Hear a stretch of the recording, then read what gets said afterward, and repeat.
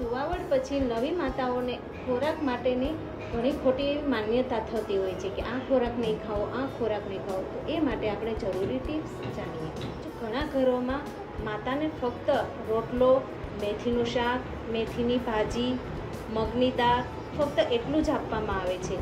એમને ચણા, વાલ પાપડી, બટાકા અને તેલ જેવું નથી આપવામાં આવતું, કેમ કે એવું માને છે કે બાળકને માતાને જે રીતે ખોરાક ભાવે એ રીતે આપવો જોઈએ. બધું જ ઘરમાં બનાવેલું એને બધું જ આપી શકાય, કેમ કે એ બધા ખોરાકમાંથી જ બ્રેસ્ટમાં દૂધ બને છે.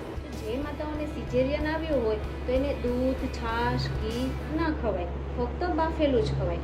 આવી ખોટી માન્યતાઓને કારણે માતાને જે અગત્યનો ખોરાક જોઈએ એ તો મળતો જ નથી, એટલે માતાઓને વધુ નબળાઈ આવે છે.